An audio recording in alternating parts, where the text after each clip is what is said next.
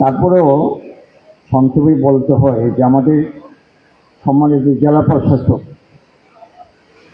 এখানে আসার পর থেকে উদ্যোগটা নিয়েছেন, সেগুলো তারিফার সামনাসামনি না করাই ভালো। আজকের উদ্যোগকে আমরা স্বাগত জানাই। আর আমাদের প্রধান অতিথি যিনি আসছেন, ওনার কিন্তু কিন্তু দাবি জানাবো। এই দুটো কথা বলে কথা শেষ করে দিই।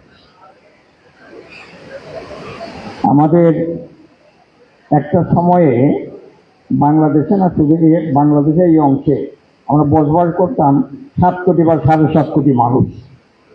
সেই মানুষ বাড়তে বাড়তে এখন 18-20 কোটি হয়ে গেছে। গাড়ি যেগুলো, সেই গাড়িরও প্রাইভেট গাড়িতেও দিতে তেমন দেখার জন্য টাকাতে যে গাড়ি একটু দেখা যাচ্ছে, এখন তো গাড়ি কোনো চলাই যাচ্ছে না। এটা সময়ের অনিবার্য দাবি, এটা হবে। কিন্তু শৃঙ্খলার জন্য যে উদ্যোগ জেলা প্রশাসক নিয়েছেন, আমাদের প্রধান অতিথি বিষয়টা দৃষ্টি আকর্ষণ করছে এই জন্য যে এখানে শৃঙ্খলা ফেরাতে পারলেই আমাদের সকলের সমস্যার সমাধান হবে। শৃঙ্খলা ছাড়া আমরা অনেকে মনে করতেছি যে রিক্সা, ভ্যান এগুলো তুলে দিতে হবে, কিন্তু এগুলো এত বেশি থাকার পরেও অনেক সময় দেখা যায় যে রাস্তায় একটা ভ্যান পাওয়া যাচ্ছে না, একটা অটো পাওয়া যাচ্ছে না, একটা রিক্সা পাওয়া যাচ্ছে না, দাঁড়িয়ে থাকতে হবে অনেকক্ষণ। এত রিক্সা, তাদের প্রয়োজন আছে, প্রয়োজন ছাড়া চলে না। কিন্তু এদের মধ্যে শৃঙ্খলা কি করে ফিরে আনা যায়, এটা দেখার দায়িত্ব আমাদের যারা দায়িত্বে আছেন তাদের সকলে। আমি সবশেষে যে কথাটা বলে শেষ করতে চাই, আমাদের পরিবহনের সাথে যারা সম্পৃক্ত তাদের ব্যাপারে আমাদের প্রথমে কথা বলেছেন আমাদের সিভিল সার্জন সাহেব। আমার মনে হয় না কথাগুলো যারা আমরা শুনেছি একটু রিয়েলাইজ করতে পারলে ভালো হবে যে সিভিল সার্জন সাহেব কি বলতে চেয়েছেন। পরবর্তী সময় আমাদের রহমান সাহেব সারা জীবন তো বাসের সাথে আছেন, সারা জীবন পরিবহনের সাথে আছেন। পরিবহন কিভাবে চিনতেন রহমান সাহেব যে এইরকম চিনার কেউ চিনে নেই। তো রহমান সাহেব যেসব কথা বলছেন সেগুলো আমাদের রিয়েলাইজ করার বিষয় আছে। আমাদের প্রধান অতিথি গুরুত্বপূর্ণ কথা বলবেন, আমাদের সভাপতি সাহেব গুরুত্বপূর্ণ কথা বলবেন।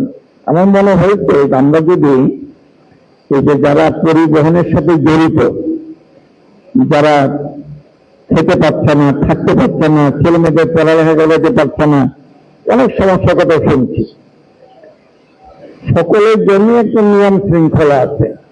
এদের জন্য কোন স্কেল করে দেওয়া যায় না। একটা যারা কয় টাকা বেতন পাবে, ওরা বেতন কে দেবে, কয় টাকা দেবে, সব জায়গায় স্কেল আছে। গার্মেন্টস গুলোতেও একটা স্কেল আছে না। এখন এটা যদি এই পরিবহনের সাথে জড়িত যারা, তাদের জন্য কোন একটা স্কেল করে দেওয়া যায় কিনা, এত বছর যারা গাড়ি চালাইছে তারা যে একটা এই স্কেল এইটা, অত বছর গাড়ি চালায় তাদের স্কেল এইটা, হেল্পারদের স্কেল এইটা, এরকম একটা স্কেল করে দিতে পারলে একটা এদের জন্য স্থায়ী একটা ব্যবস্থা হতে পারে, তো শৃঙ্খলার মধ্যে আসতে পারে। সবশেষে আমি আরেকটা কথা বলি, কথাটা আল্লাহ রাসূলের কথা। আল্লাহ রাসূল বলছেন যে কোথাও তুমি তাড়াহুড়ো করো না। এমনকি আজান হয়ে গেছে, মসজিদ একামত হয়ে গেছে, তারপরে বলছেন দেরি করো না, তুমি টেনশন করেন, তাড়াহুড়ো করো না, তুমি ধীরে সুস্থে গিয়ে নামাজ পড়ো, যে করা পাও যেটুকু করে অতিরিক্তই করো।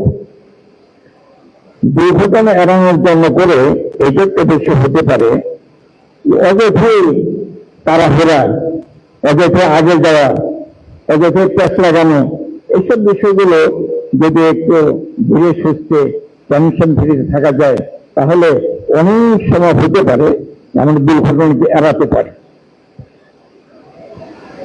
সবশেষে আমি আপনাদের সকলে বিশ্বাস করবো যে আমরা সকলেই একজন আরেকজনের সাথে রিলেটেড।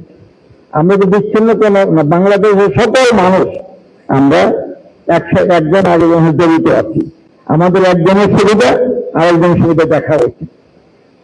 আর যারা গাড়ি চালায়, যারা হেল্পার চালায়, তারা শুধু একজনের, সকল মানুষেরই তার যানবাহন, শুধু জেলা প্রশাসক না, শুধু সভাপতি সাহেব না, শুধু প্রধান অতিথি না, শুধু আমাদের রাজনৈতিক স্টুডেন্টই না, সকলেরই একজন কারো না কারো উপরে চলে তাদের যেতে হবে।